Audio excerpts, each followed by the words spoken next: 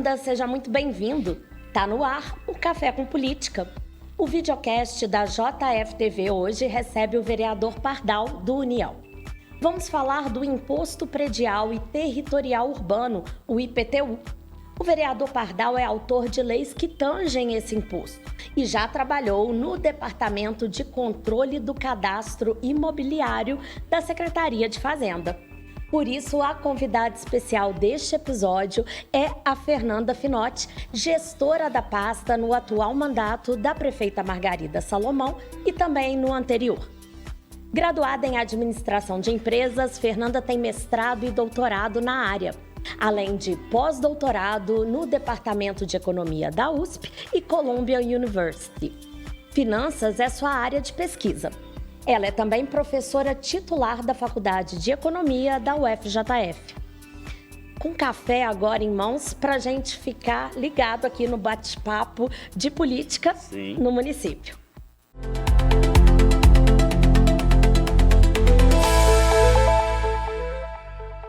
A Secretaria Municipal de Fazenda é o órgão responsável pela gestão financeira e tributária do município, incluindo a arrecadação de impostos, a gestão de gastos e o controle orçamentário. Entre os impostos arrecadados está o IPTU, um imposto cobrado anualmente a proprietários de casa, prédios e outras construções das cidades. O valor captado é destinado a várias áreas da administração pública municipal. Com esse resuminho aí, com essa introdução, dou boas-vindas à Fernanda, primeira vez aqui no Café com Política, seja muito bem-vinda. E ao vereador Pardal, muito bem-vindo também, Pardal. Muito obrigado, Judite, se me permite, agradecer a presença da ilustre secretária Fernanda Finotti, do secretário Giliardi também, lá da equipe da prefeita Margarida, e com muita alegria estar aqui ao seu lado também, juntos, para que a gente possa, esse Café com Política, ser bastante proveitoso em prol da nossa população. Muito obrigado. Como é de praxe a gente começar aqui pelo vereador, Fernanda, vou começar perguntando para o Pardal a respeito de uma lei, né, Pardal? Parece que é uma lei complementar de 2022, que é a lei que facilita a regularização de imóveis, para imóveis que ainda não estão regulares no município. A gente gravou outro dia um Vivo em Pauta a respeito desse assunto. Então, já que o nosso tema aqui é IPTU, principalmente, vamos falar dessa lei. Então, como que ela ajuda, para a arrecadação do município? O que diz essa lei do senhor? Ela vem exatamente de encontro também para facilitar a vida dos contribuintes e de forma não autorizada pela prefeitura, porque não tomaram as medidas necessárias para assim ter sido feito, aprovar um projeto, pegar licença, a partir desse momento construir. Então, desde o momento que isso não feito, necessariamente precisa de ter uma lei para que regularize esses imóveis. E essa regularização vai exatamente de encontro a facilitar com que o contribuinte proprietário desse imóvel, ele dando entrada com o projeto na prefeitura, vai exatamente ter a possibilidade de obter o habites, que é exatamente um documento para que ele possa fazer ali a sua discriminação entre famílias para quem vai àquele imóvel perante a parte de cartório.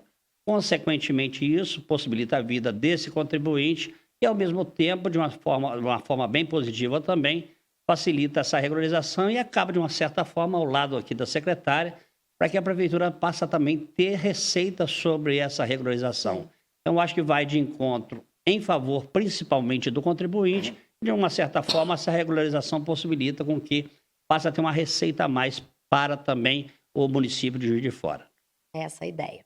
Fernanda, te trazendo agora aqui para a conversa, ainda sobre o IPTU, nosso tema aqui, eu acredito que o IPTU, se não é a maior fonte de arrecadação, é uma das maiores, Então, assim, para explicar para a população que está assistindo como ele é calculado, o que incide ali para os valores serem mais altos ou não tão altos? Bom, primeiro, agradecer nessa oportunidade. É sempre bom explicar. Como professor, eu acredito que a educação, e a educação feita de todas as maneiras, quando a gente explica, fala muito sobre alguma coisa, permite as perguntas e respostas, a gente vai se educando e educando também aqueles com quem a gente dialoga, Isso é muito importante, porque a informação tem que ser igual para todo mundo. É interessante você falar isso, Judite, porque o IPTU ele tem esse estigma, o principal imposto do município. Na verdade, ele é o imposto que atinge mais pessoas, ele é o mais extensivo. ele é extenso. Ele pega todo mundo que tem um imóvel. E por conta disso, e também por conta de, no passado, a terra ter sido o fator de produção mais tributado, não é à toa que eu estou na Secretaria de Fazenda, né? Exatamente. É interessante esse nome, né? O nome vem daí, né? E interessante também, um parênteses aqui para uma curiosidade, no início dos cargos públicos, ainda nesse século passado, nós tínhamos dentro da Fazenda, inclusive, um cargo chamado feitor. Então, realmente, era uma fazenda concebida dentro dessa ideia de que o agrário era o grande fator de produção. E isso vem de um Brasil colonialista, etc. Só que isso está mudando, sabia? Hoje o IPTU não é o imposto mais importante em termos de arrecadação. À frente está o ICMS, aquele imposto sobre bens e serviços intermunicipais, né? E nós recebemos a cota parte dele. Ele é um imposto fiscalizado ainda, né? Depois a gente vai falar um pouco da reforma tributária, mas ainda hoje, nesse ano de 25, e só até o ano de 25, porque a partir de 26 isso vai mudar, ele é um imposto de competência estadual. E quando o município declara as empresas que aqui estão, como elas estão produzindo, o Estado distribui uma parte disso na forma de cota-parte do ICMS. Então, esse é o principal imposto hoje para o município. Mais ou menos 350 milhões. Depois desse vem o ISS, que é o Imposto sobre Serviços. Então, o ICMS é bens e serviços intermunicipais, o ISS é serviços municipais, de competência do município. E está mais ou menos na ordem de 300 milhões de arrecadação. Quando a gente assumiu, ele não era maior do que o IPTU. Hoje ele já é maior do que o IPTU. E ele tem duas partes. Ele tem a parte dos autônomos, profissionais liberais, dentistas, advogados, médicos. E ele tem a parte do movimento econômico, que é o movimento das empresas de serviço. Clínicas, hospitais, construção civil. Então, o ISS, hoje, o ICMS e o ICMS... O ICMS e o ISS são os dois carros-chefes. O que para nós é muito bom, porque mostra que Juiz de Fora está saindo dessa vocação agrária, né, ligada, que a renda vem da terra, para a renda vir dos serviços, das empresas, do movimento econômico. Profissionais autônomos. Como se a gente estivesse elaborando alguma coisa que a gente fizesse no município. E isso é muito rico, porque a gente tem a universidade, tem as faculdades, a gente produz cérebros, né? E hoje a gente já é reconhecido como um polo na área de saúde e educação, atraindo pessoas que vão consumir serviços e vão aumentar essa arrecadação. Então, não é que o IPTU seja um imposto desprezível, ele mais ou menos arrecada 250 milhões, mas é que ele vai perdendo importância à medida que Juiz de Fora se moderniza como dentro das suas atividades econômicas. E aí, o IPTU, a nossa ideia é fazer dele um imposto com uma base grande. Então, iniciativas como essa, né, de regularizar mais imóveis é importante, porque isso aumenta a base. Sim. Nossa ideia nunca é aumentar a alíquota, tanto que nunca fizemos isso no governo. A gente não aumenta as alíquotas, a gente aumenta os contribuintes, aqueles que vão ajudar a carregar o piano. Então, aquelas pessoas que ainda não estão na base por alguma razão, às vezes desconhecimento, às vezes não conseguem chegar até a prefeitura, né? Não tinham os canais para chegar à prefeitura, agora começam a ser integrados à base. Então, iniciativas, por exemplo, como o Diga, né? Que espalhou os atendimentos pela cidade inteira. Isso facilita o acesso do contribuinte. E iniciativas como regularizações, chamar o contribuinte para conversar, explicar, mostrar as implicações dele ter um imóvel regular, né? Por exemplo, a inadimplência com o IPTU é um fator que pode levá-lo a perder um imóvel. E as pessoas ainda têm no imóvel o seu porto seguro. Então, às vezes, passam a vida lutando para ter um imóvel e depois, por desconhecimento, muitas vezes, porque a gente abre várias frentes para renegociação, podem acabar perdendo esse imóvel se não estiverem quites. Secretária, até aproveitando essa informação acerca das negociações, das né? negociações, ICMS, ISSQN, em seguida o IPTU. Parece 350, 300, 250 do IPTU. Mais ou menos uns 75 do ITBI. Sim. No caso aí, até para nível de informação que as pessoas também sempre procuram, no caso de advogados ISSQN, após completarem 65 anos de idade, tem um benefício com relação ao não pagamento do ISSQN, ou sobre serviço de qualquer natureza. A senhora tem como esclarecer um pouco mais? Atrelada a essa pergunta, é outro importante projeto também com relação ao IPTU. Aposentado, pensionista, viúva também, que tem já condição de aposentadoria, que tem apenas um único imóvel, que tem uma renda de até 3 salários mínimos, também gozam desse benefício. Nós estamos aqui nesse bate-papo, fala em receita do que é arrecadatório, mas ao mesmo tempo também as pessoas inseridas nesses projetos também passam a ter esse direito. Acho que seria importante a senhora puder fazer essa gentileza, esclarecer ISSQN para os advogados e aposentados e pensionistas também para o IPTU com relação a esses benefícios fiscais aí que é também legal aí também pelo município. Inclusive, como que a pasta enxerga, né, esses benefícios, essas isenções que são concedidas aí a alguns proprietários? Se isso afeta de forma considerável, né, a arrecadação ou não? É interessante porque a Fazenda tem um setor de isenções e imunidades, né? As imunidades, elas são constitucionais, elas vêm de cima. Por exemplo, templos religiosos de qualquer natureza, eles gozam de imunidade. E tem as isenções, que são aquelas que a Câmara aprova por iniciativa do próprio Legislativo ou do Executivo, sugere, né? A Câmara sugere e a gente estuda e aprova. Isso é importante, sim, porque nessa ideia de fortalecer a base é tudo, né? A base é tudo em qualquer lugar. Sim. Categorias de base no esporte, a fundação de uma casa. Então, a base tem que ser boa para a construção ficar de pé, né? Sim. A gente entende que algumas pessoas, elas não são contribuintes naturais nessa base. Não adianta querer que elas sejam contribuintes, porque por algum fator elas não são mais elegíveis. Então, no caso do ISS, não só os advogados, mas todos os profissionais autônomos, a partir dos 65 anos, eles podem requerer essa isenção de ISS. Precisa ir à prefeitura ou a um dos DIGA e solicitar essa isenção. No caso do IPTU também, as pessoas com renda de até 3 salários, né, constituintes do CAD único, do cadastro único, aquelas pessoas... imóvel, né, tendo apenas um um único imóvel, elas também são elegíveis para essa isenção. Por quê?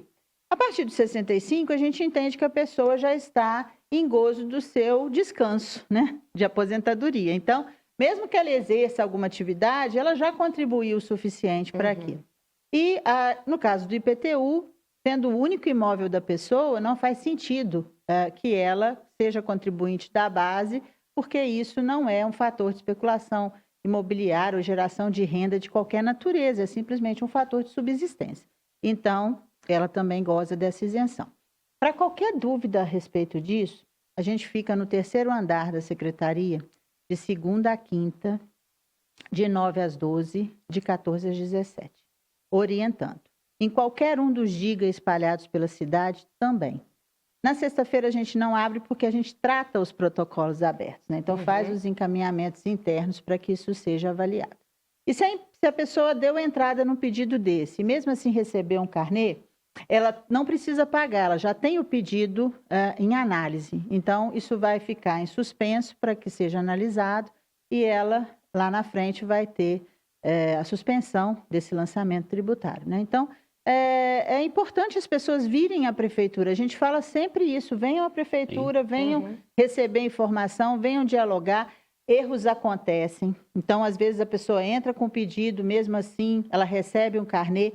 Não tem problema, ela pode receber o carnê e ir até nós. Aberto o protocolo, a gente suspende esse crédito, né? A gente tem uma figura chamada reclamação contra lançamento e, às vezes, reclamação até contra o pagamento, mesmo quando ela já tenha feito o pagamento.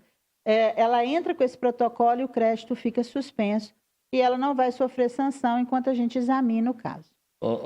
Judite, secretária, dentro dessa mesma linha que nós acabamos de avaliar e foi bastante importante o seu esclarecimento acerca de benefícios, a prefeita mandou recentemente aqui para a Câmara e nós aprovamos uma mensagem com exatamente também com possibilidade de benefício às pessoas que estavam inadimplentes com relação ao fisco municipal, ISS, IPTU e outras dívidas também.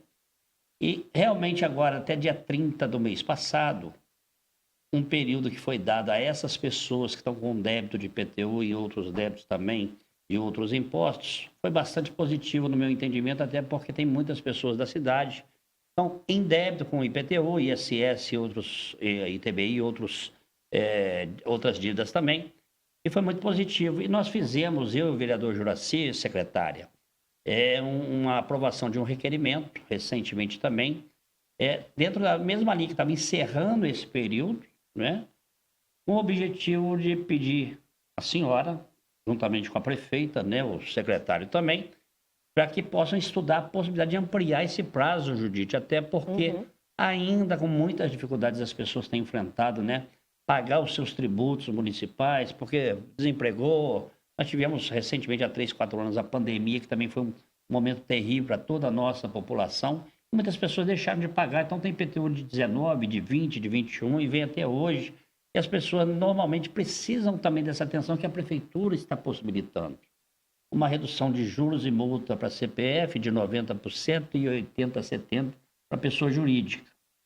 Atrelada a essa pergunta, se a senhora vai estar estudando a possibilidade de mandar um novo edital para manter essa condição, se tem impedimento para as pessoas que já fizeram parcelamento há 2, 3 anos atrás e não puderam fazer o pagamento, fazer a totalização do pagamento, se seria possível, né? Eu não sei se ainda tem na lei, até pergunto à senhora, porque é muita coisa na sua cabeça também, se quando fez um parcelamento e não cumprido, se quando entra esse novo edital agora para fazer um novo parcelamento, para ter a redução, se tem algum impedimento que seja mais de 12 vezes, porque eu observei nesse momento que encerrou agora, as pessoas estão devendo, vamos exemplificar aqui, eu vi casos semelhantes, R$50 mil, mas o que possibilitou de fazer a redução veio lá para 32, vamos dizer assim, não sei o valor certo. Mas esses 32 que ficaram já com os descontos, o máximo em parcela seriam 12 vezes. Então, eu não sei se tem algum artigo na lei que a pessoa, repito, parcelou 1 ou 2 vezes e não pode ser mais do que 12 vezes ou pagamento à vista. Então, assim, se a senhora puder esclarecer, eu acho que é muito importante cumprimentá-la por essa iniciativa, eu acho que é muito bom seguir na mesma linha da lei de regularização, que desde o momento que as pessoas têm a oportunidade dessa redução que tem a partir do executivo, uma renúncia de receita, eu acho que é uma bela iniciativa, porque facilita a vida das pessoas que estão aí querendo atualizar, pagar, andar em dia com seus tributos, mas infelizmente por questões de qualquer natureza acaba inviabilizando. E com essa proposta facilita. Então pergunto bem claramente se tem esse estudo, se a senhora pode estar avaliando lá essa possibilidade de retornar esse edital para possibilitar a facilidade ou facilitar um pouco mais a vida das pessoas aqui do nosso município. Primeiro, deixa eu só explicar o que é a fazenda, né? Porque parece que a fazenda ela dá conta de tudo em que tem uma cifra na frente. Não é verdade. A fazenda ela está dentro da linha de produção, né, das 23 secretarias. Ela é uma das. Então, quem é que vem antes de nós? Imediatamente antes de nós, a SEDUP. Sim. A SEDUP ela fiscaliza o território. E no território estão as empresas, estão os imóveis. Então, primeiro, ela fiscaliza e regulamenta esse território. Uma vez que a SEDUP tenha regulamentado e fiscalizado o território, entra a Fazenda, com a cobrança dos encargos pelo uso desse território. E a Fazenda ela fica cobrando por 1 ano apenas. Nossa vida útil é de 1 ano. Quando termina o exercício, no dia 31 de dezembro, tudo aquilo que foi lançado, mas que não foi recebido, vai para a PGM, para a Procuradoria do Município. E aí a gente perde, então, a nossa autonomia sobre esse crédito tributário, sim, porque ele vai ser da PGM. Então, antes de nós, por exemplo, nas regularizações estará a SEDUP e depois de nós, nas cobranças, estará a PGM.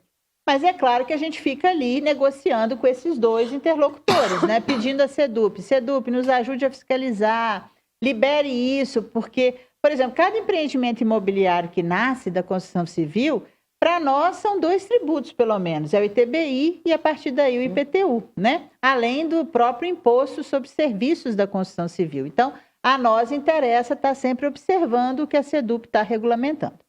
E quando vai para a PGM, a nós também interessa que a PGM cobre rápido. Sim. Cobrar rápido significa não deixar isso se avolumar, né, com juros, multas, e também criar mecanismos para que esse contribuinte possa pagar mais rápido, né? Então, por isso a gente fica no meio do caminho negociando com os dois. E aí fica parecendo que a Fazenda determina isso. Ela não determina, ela negocia o tempo todo.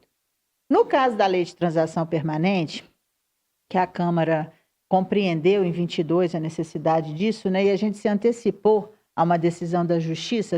A Justiça disse: eu não julgo mais cobranças menores que R$10.000. E muitas cobranças eram menores que R$10.000, né? Só que para a gente, se a Justiça não julga e a gente não tem nenhum mecanismo de cobrar, de negociar, a gente não recebe. Isso é renúncia de receita. Sim. E a gente não pode fazer isso, né? Está dentro das prerrogativas da Fazenda, quando é crédito fresco, e da Procuradoria, quando é crédito vencido, cobrar. Se a gente não cobra, a gente está deixando de cumprir o nosso papel. Nós temos um órgão chamado Ministério Público, que é o zelador do recurso público, né? Que vem até nós e pergunta: vocês não estão cobrando por quê? Por que vocês estão deixando de fazer o seu trabalho? E aí a gente tem que responder, inclusive no CPF, a esse órgão.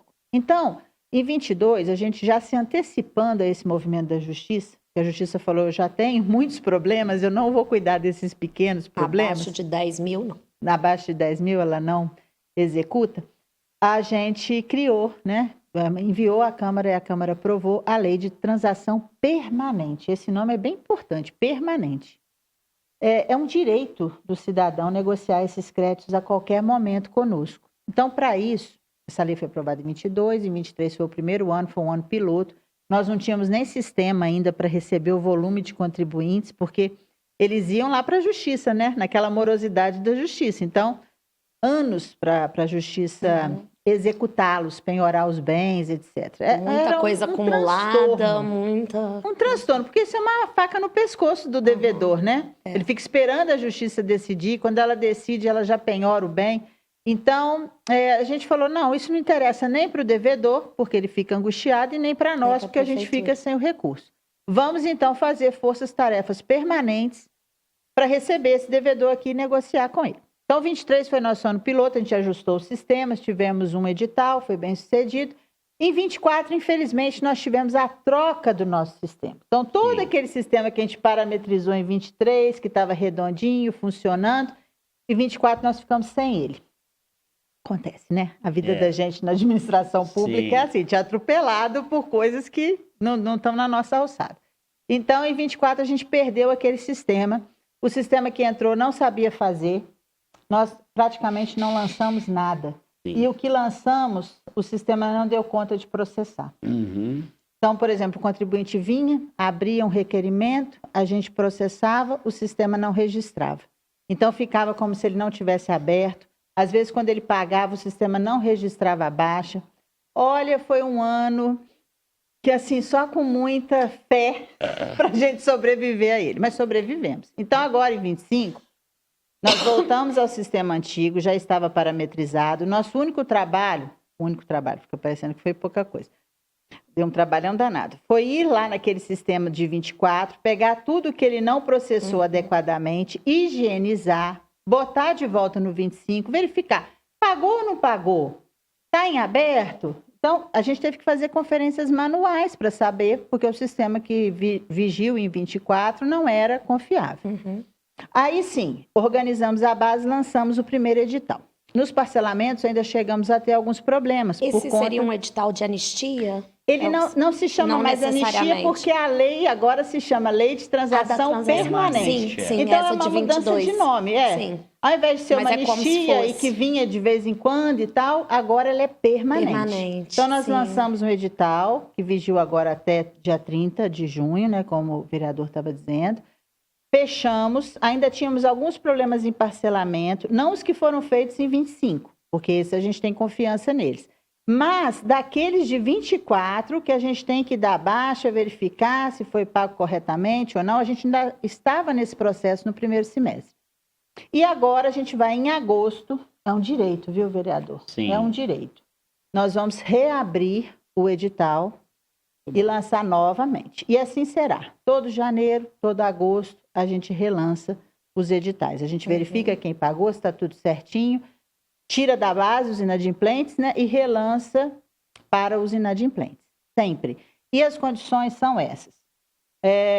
Pode parcelar em até 12 vezes, a partir de 13 parcelas e até 84 incide Selic como juros.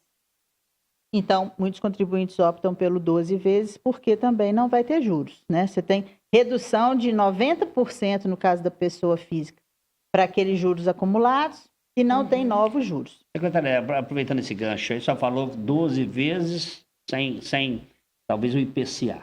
Possivelmente quando vira de 10 para 12, virou um ano, né? E a taxa Selic está na faixa de 15 pontos, não é isso? Como é que seria, só para a gente poder ter de forma bem resumida, né, que a senhora tem domínio também sobre isso, como é que seria isso? Quero fazer em 13 vezes, a partir da taxa Selic que está na faixa de 15, como é que seria inserido isso nesse complemento até 24 vezes, por exemplo? O IPCA incide quando vira o ano. Então, por exemplo, a pessoa não pagou IPTU, não pagou ISS nesse ano de 25. Quando virar para 26, ela tem naturalmente a inflação incidindo sobre esse valor devido. Mas não só. Por exemplo, no ISS ela pode ter multa por auto de infração. Aí essa multa pode chegar a 70%, 100% do valor devido por comportamento lesivo, né? Não é simplesmente pela passagem do tempo. Passagem do tempo é o IPCA. Mas se for algum comportamento lesivo ao fisco, ela pode ainda ter uma multa. Quando ela entra na lei de transação, então ela devia 100, virou o ano, ela passa a dever 110, por exemplo, pela inflação. Aí, se ela tem alguma multa por alguma ação fiscalizatória, isso chega a 150, 160. Quando ela entra na lei de transação, ela tem uma redução de até 90% nisso. Então, ela devia 100, por causa da inflação, passou para 110. Mas ela vai ter uma redução de 90% nesse 10, que são os juros. Então, passa a ser 1. Aí ela está devendo 101. Dever 101 é melhor do que dever 110. Mesma coisa se ela deve 150. Sobre os 50, ela tem 90%, vai para 5, né? Então, ela deve 105 e não 150. Então, quando ela entra na lei de transação, ela tem o desconto dos juros.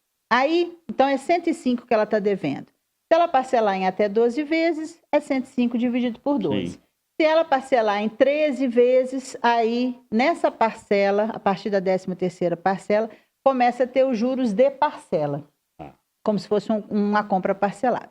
Tem uma restrição que a parcela não pode ser menor que R$100. Então, se a dívida for muito grande, dá para parcelar em muitas vezes. Se for pequenininha, não dá, porque a parcela não pode ser menor que 100, seria um valor antieconômico para emitir os parcelamentos e cuidar desses parcelamentos, né?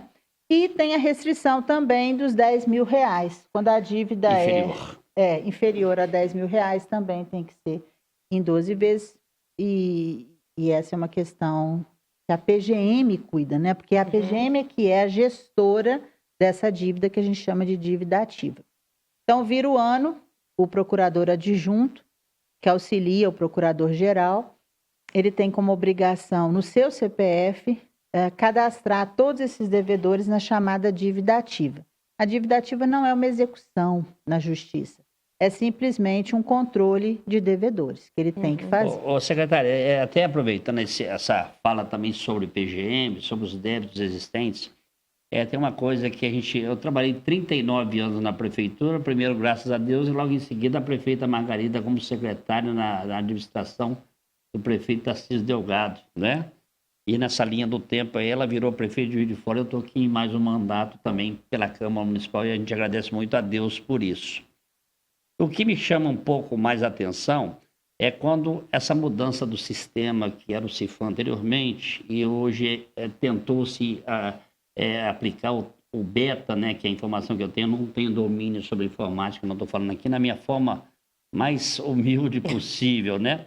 Mas os problemas recorrentes vieram muito em cima disso, né, secretária? Infelizmente, não por iniciativa da secretária, muito menos também da prefeita e outros secretários também, mas acabou que as pessoas estavam tendo muitas dificuldades para ter acesso a vários documentos, um documento de arrecadação municipal, um acesso a um IPTU, quando vinha lá com um erro em função dessa correlação que não seja feita de forma que deveria ser feito na mudança de um sistema para o outro, né?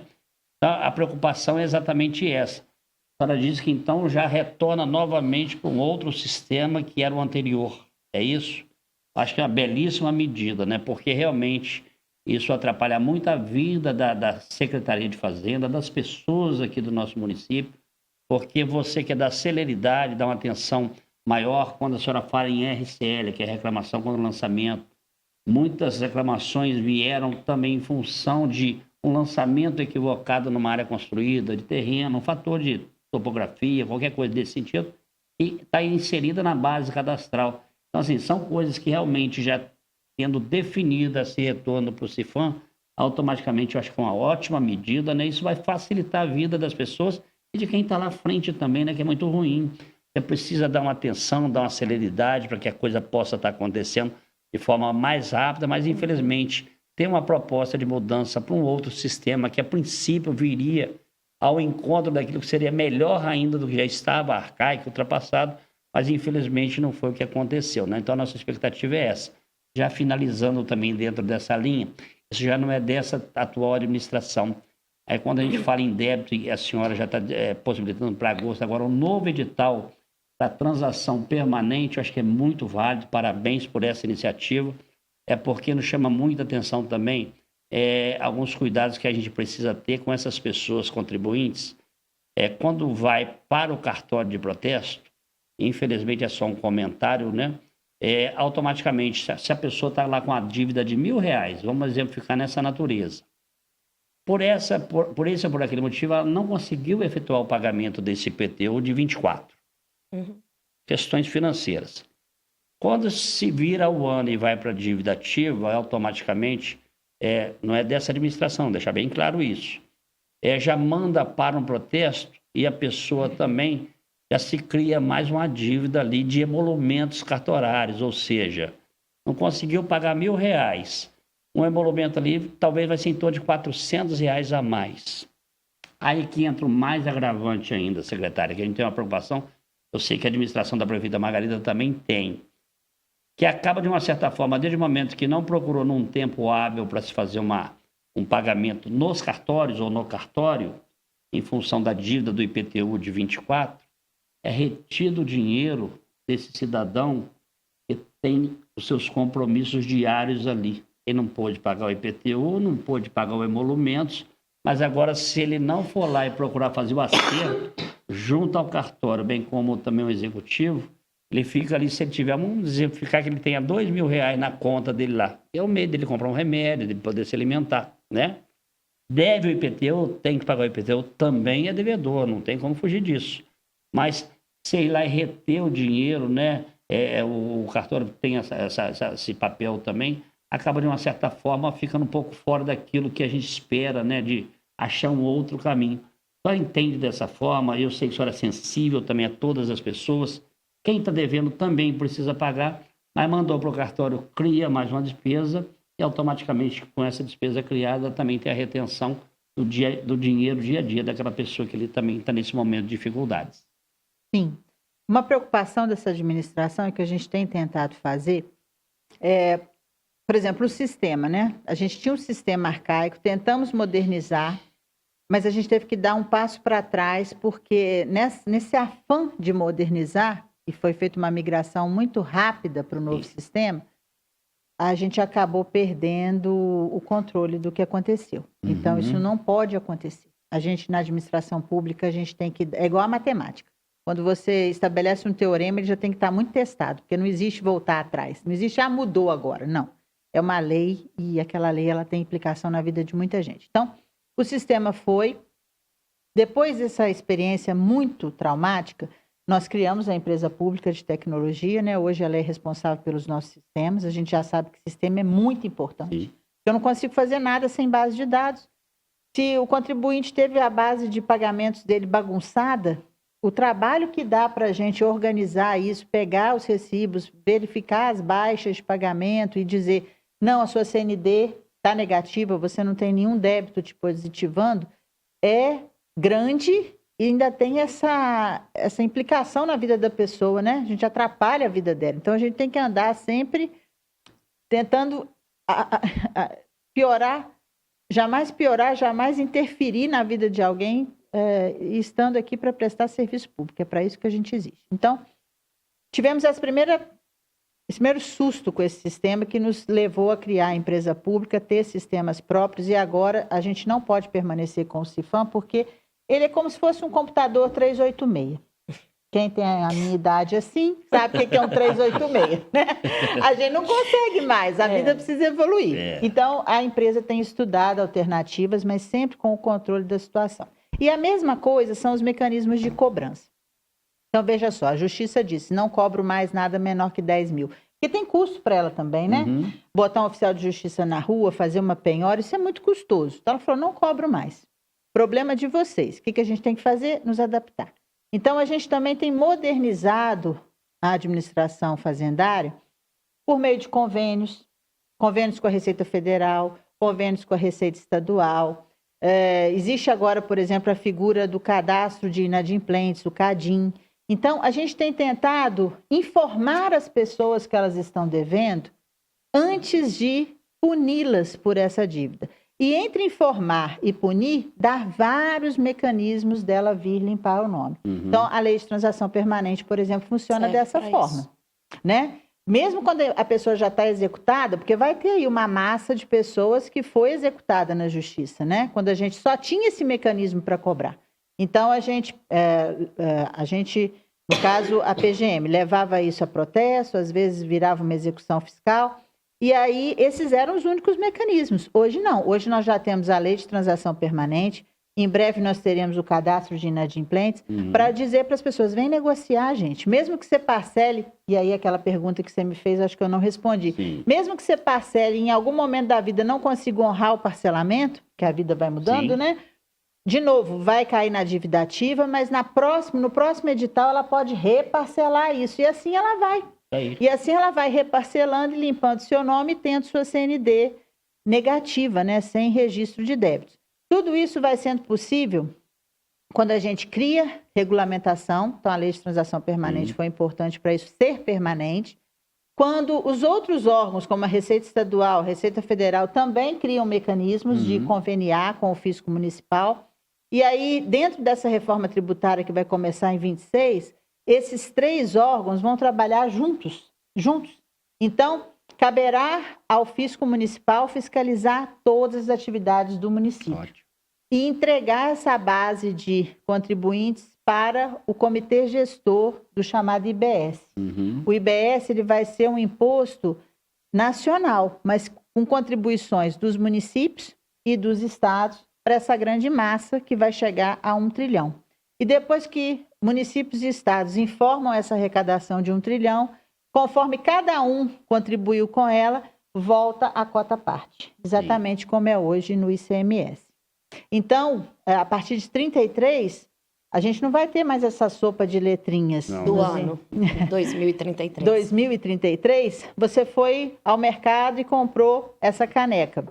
Na sua notinha vai aparecer o valor da caneca, o valor do IBS e, se houver, o valor da CBS. Seria a contribuição e daria conta dos impostos da União. Então, vão vir 3 valores na sua nota fiscal. A Prefeitura de Juiz de Fora já está pronta para essa mudança, porque ela começa a funcionar em 26 já. Ainda não vai estar plena, mas a gente já vai estar com os mecanismos de arrecadação, de informação ao comitê gestor do IBS. A gente vai avisando, está acontecendo isso aqui no município. Aí o IBS vai se preparando. Quando ele estiver pronto, em 33, ele entra a pleno vapor. Então, você comprou a caneca, virão 3 valores na sua conta. O valor da caneca, o do IBS, quem contribui são os municípios e o Estado, e da CBS, quem contribui é a União, são as arrecadações da União. Quem faz isso? O fisco municipal. As pessoas moram no município, quem fiscaliza o município? A auditoria fiscal do município. Então, nós estamos prontos para fazer essa fiscalização integrada, de maneira que um órgão vai ajudar o outro e a gente vai chamar o contribuinte e vai dizer, olha, daqui a pouco você vai ter uma questão aqui, vamos renegociar? Mesmo que você descumpra, daqui a pouco eu te dou outra chance de renegociar. E assim vamos, porque você não pode matar o contribuinte, ele é a base do sistema. Ele é a base da sociedade. Por quê? quando ele contribui com os impostos dele, ele também gera aquela cidade que ele vai morar, né? Então, é como eu tenho a minha casa, eu preciso dar conta das obrigações que ela me gera. E ela me devolve o quê? Segurança, conforto e assim vai, né? Então, isso funciona numa coisa que a gente chama fluxo circular da renda, com todos os entes integrados para garantir essa movimentação. Isso é uma modernidade, vereador. Ótimo, excelente. A empresa que você falou, né, a tal empresa pública, foi criada também para já, de certa forma, ir se adaptando à reforma tributária também. Também. Né? E agora, essa reforma tributária, Fernanda, em termos municipais, traz alguma outra novidade ou questão para o município? As novidades a gente já está discutindo aqui com a Câmara desde o início do ano. Fizemos um comitê de instalação, né, dessa comissão permanente, e a gente vem aqui, explica para os vereadores, explica para os setores produtivos, para as associações de classe, o que essa reforma será. Primeiro, ela é uma reforma que não mexe com alíquotas, porque esse é o grande medo das pessoas, né? Minhas alíquotas vão subir? Ao contrário, a ideia é que elas caiam. Por quê? Às vezes a alíquota é sempre a mesma, 10. Mas eu produzi o insumo, eu produzi a matéria-prima de qualquer coisa, paguei 10% de imposto. Essa matéria-prima foi beneficiada, virou um item. Nesse beneficiamento tem mais 10%, então já são 10 mais 10, 20. Quando vende para o produto final, mais 10. Então 10 mais 10 mais 10, 30. É o que a gente chama de tributação em cascata, que é o que funciona hoje. Com o IVA, né, que é o Imposto sobre o Valor Adicionado, é só sobre o valor final, e a gente chama de IVA dual, porque vai ter lá o IBS, que é dos municípios e estados, e a CBS, que é da União. Então, é um IVA dual. Você só tributa o produto final. Você não tem mais essa cascata de imposto. Isso facilita a fiscalização, né? Porque a gente acompanha o processo produtivo. O produto está pronto, foi lá tributado na hora que ele é consumido apenas. Na hora que ele é consumido. Não tem toda essa tributação dentro da cadeia produtiva, tornando a cadeia produtiva pesada, morosa. Então, o objetivo da reforma é fazer a economia mais ágil, girando mais. E, com isso, a renda aumentar, né? E esse aumento de renda levar a mais consumo e aí sim o consumo, né? Gerar o imposto que vai alimentar a infraestrutura do país, né?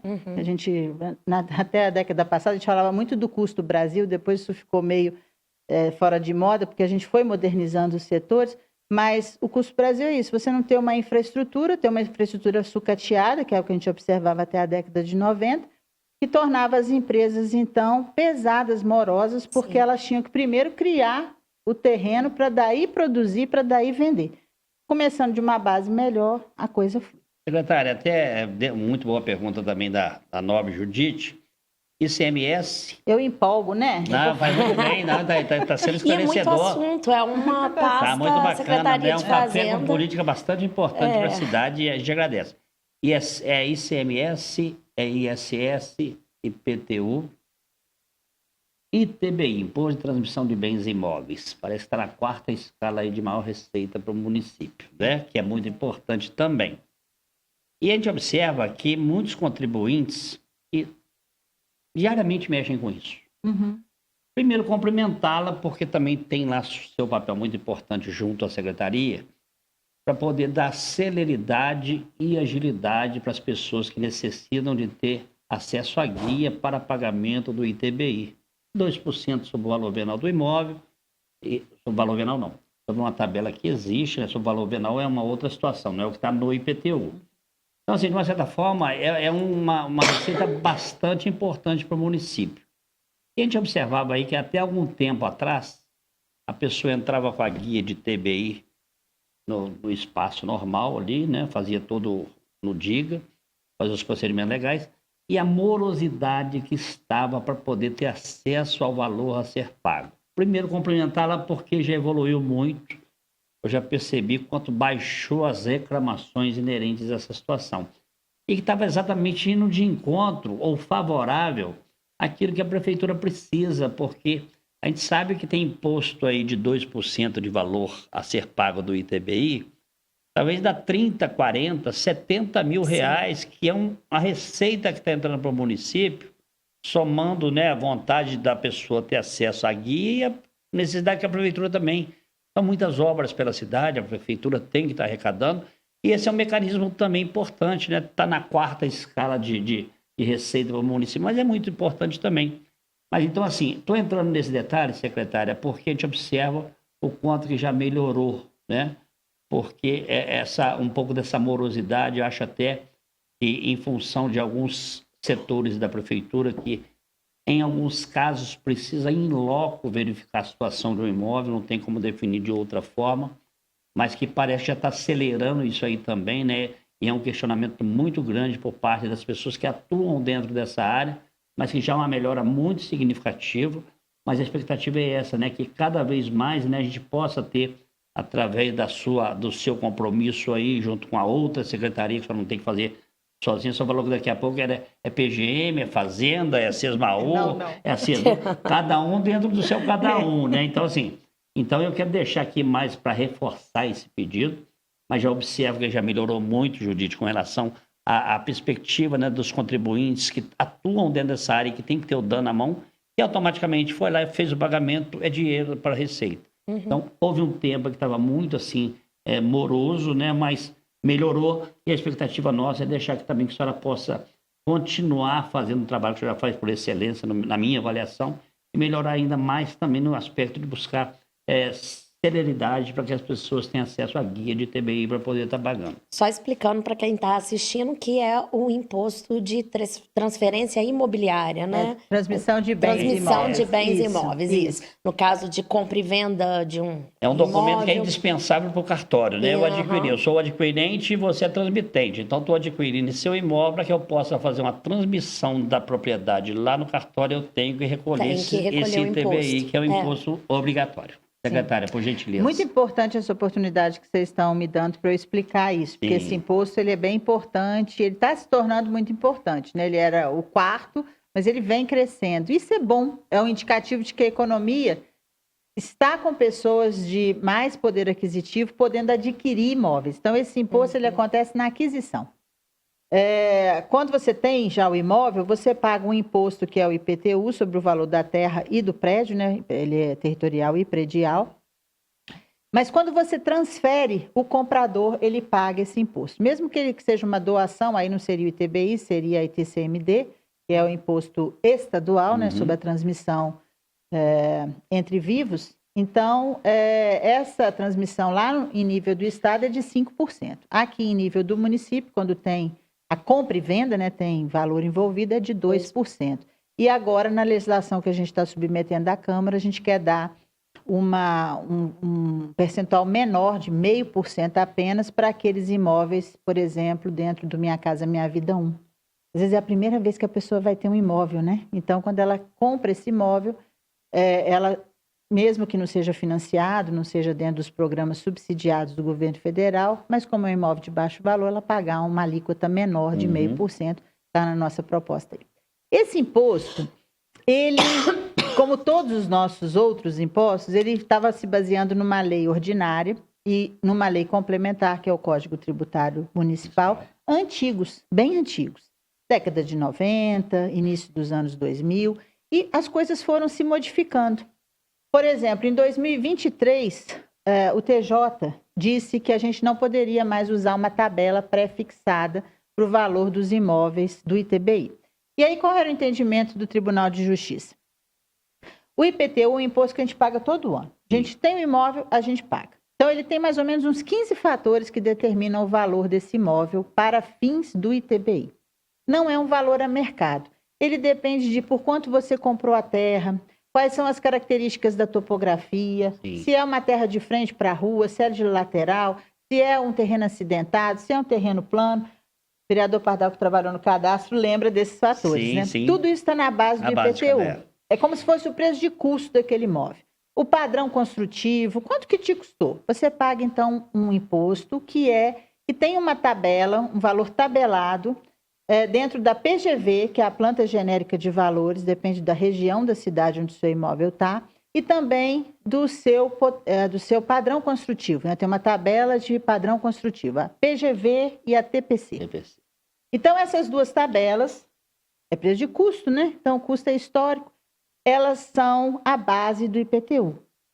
Essas duas coisas aí dão conta de uns 15 fatores que, juntando, vira o valor do IPTU que vem naquele espelho que em 24 desapareceu por causa desse sistema, que a gente brinca que a gente não fala o nome dele. Ele sumiu com algumas coisas, né? Mas agora está lá bonitinho dentro do sistema velho, né? Que agora já é o sistema novo, que traz esse espelho do IPTU, preço de custo. O Tribunal de Justiça entendeu o seguinte: preço de custo de IPTU é diferente de preço a mercado do ITBI. O ITBI, a base é a transação no momento que ela está acontecendo. Então, não tem como você tabelar isso, porque o mercado é dinâmico. Então, em 23, o TJ disse: todos os ITBIs lançados com base em alguma tabela pré-fixada serão invalidados. É preciso justificar o valor base do ITBI. E, a partir de então, nós vimos trabalhando para criar regras, né? Instrumentos, formas de calcular corretamente o valor do ITBI. Quem faz isso sempre é a Auditoria Municipal. Eles são as autoridades julgadoras desses fatores, né? Então, em 23, o TJ determina isso. Acabou planta, acabou valor pré-fixado. Isso não funciona. Isso tem que olhar as condições de mercado. Tem valores que melhoram, tem valores que pioram, né? Às vezes passa lá um viaduto em cima da sua rua e por alguma questão aquilo desvaloriza um imóvel. Ou então não, cria um parque do lado e isso daí valoriza o seu imóvel. Então tem que olhar as condições de mercado. O TJ disse em 23 isso. Quando foi em 24, nós tivemos esse sistema novo. O sistema novo, ele parametrizou o ITBI como se fosse o IPTU. Ele ia buscar os mesmos fatores do IPTU. E aí, quando vinha um imóvel novo, que ainda não tinha, às vezes é um imóvel na planta, acabou de ser construído, ele não tem IPTU ainda.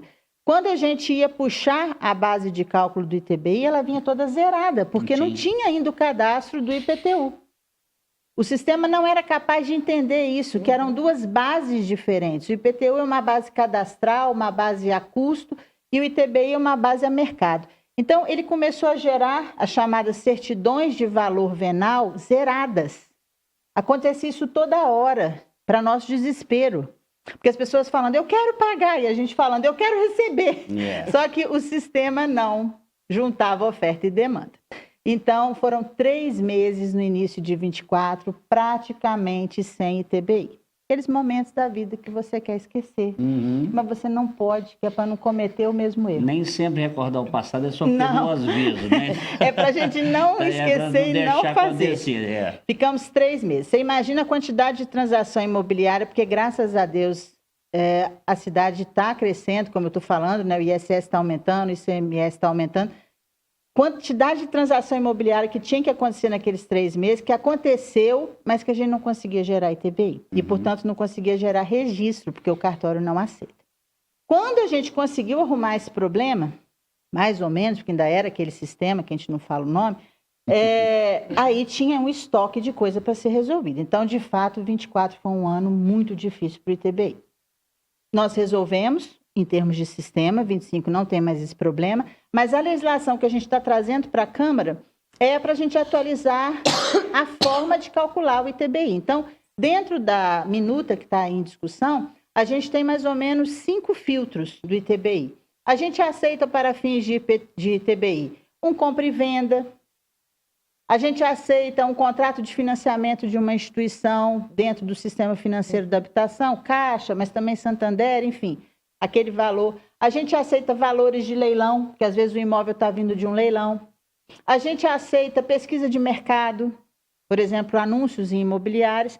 E, por fim, se nada disso existir, aí sim, a gente tem que colocar os engenheiros na rua para fazer um laudo de avaliação dentro de uma norma técnica da Associação Brasileira de Normas Técnicas. Mas esse é o último recurso. Se a gente tiver um dos 4 primeiros, é uma boa base, Eu não sei se não vai ser questionado. Os corretores de imóveis, a senhora citou, também não. Também, tem laudo de corretor também, Sim. Exatamente. Pelo menos uns 2 que estão ali compatíveis com aquilo que está sendo atribuído no valor que está sendo cobrado. Essa é uma modificação que foi sugerida aqui dentro das nossas reuniões, então a gente incorporou. Ou seja, a gente precisa de uma nova legislação para o ITBI, porque aquela antiga foi derrubada em 23. Então a gente precisa agora de uma nova forma de calcular.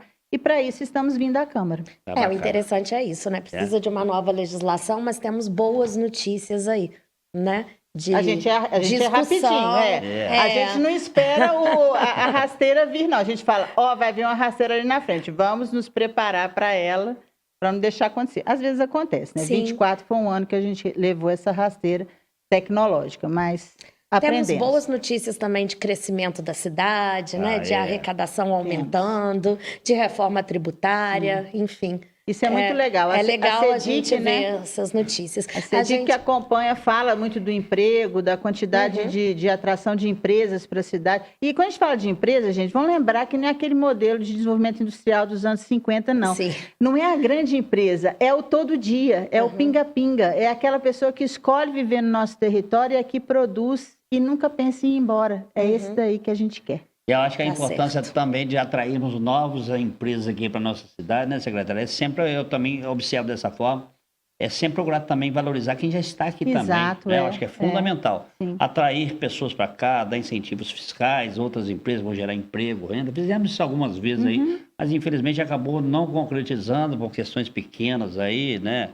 Algumas empresas que acabou não evoluindo. Aprovamos a matéria, o prefeito fez todos os procedimentos, mas acabou não evoluindo, mas também valorizando quem faz a cidade caminhar aqui, que paga seus impostos, já tem empregos gerados aí. Isso aí. Escolheu a gente, né? Exatamente. Quem já escolheu a gente, exatamente. A gente tem que valorizar. Não, muito bacana. A gente precisa encerrar, infelizmente, né? É uma pasta realmente complexa, a Secretaria da Fazenda, de Fazenda ou da Fazenda. Tem muita coisa interessante a ser conversado, né, Fernanda? A ser explicado para a população, para mim também, enquanto jornalista, que não entendo grandes coisas de Fazenda.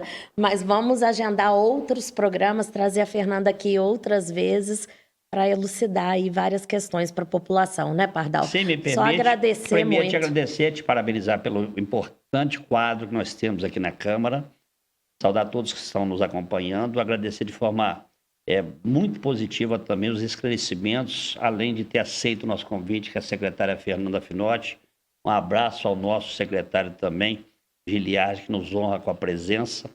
E tem um papel aqui dentro feito por todos os demais vereadores, que é aprovar matérias importantes que são encaminhadas recorrentemente pela prefeitura, pela prefeita Margarida, em prol da prefeitura de Juiz de Fora, em prol dos munícipes, né? E a nossa expectativa é essa, da gente poder continuar fazendo um trabalho importante. Eu acho que o que a prefeita já obteve nesse segundo mandato vem exatamente de encontro com aquilo que ele já foi reconhecida pelos trabalhos relevantes que fez pelo nosso município. E trazer a secretária aqui para tratar de um tema extremamente importante, é muito importante também, dando uma redundância, mas é muito importante porque as pessoas sempre perguntam, estão sempre indagando. Deixo também o agradecimento, porque quantas vezes chama a secretária para dar um atendimento, não de forma no plural, singular, uma ou outra pessoa, ela está sempre pronta lá, o Giliard da mesma forma, enfim, a prefeitura de um modo geral. Então, fico aqui muito feliz de estar participando desse Café com Política, um tema extremamente importante e que nós temos aqui a honra de ter recebido aqui os secretários, que para mim foi muita alegria. E parabéns pelo seu trabalho. Um abraço a todos. Muito obrigada. Uma honra tê-la aqui novamente. Fernanda, foi uma honra também. Para mim também. Você veja que eu empolgo, porque eu acho que explicar é da nossa natureza. Não, e bom que a explicação dela é boa, né? É didática, é compreensível, tá de professora mesmo. Vamos encerrar, então, mais este Café com Política. Lembrando que todos os episódios você encontra lá no YouTube da Câmara Municipal de Juiz de Fora. Acompanhe também nossas redes sociais, Câmara Municipal JF. Um grande abraço, até o próximo Café com Política.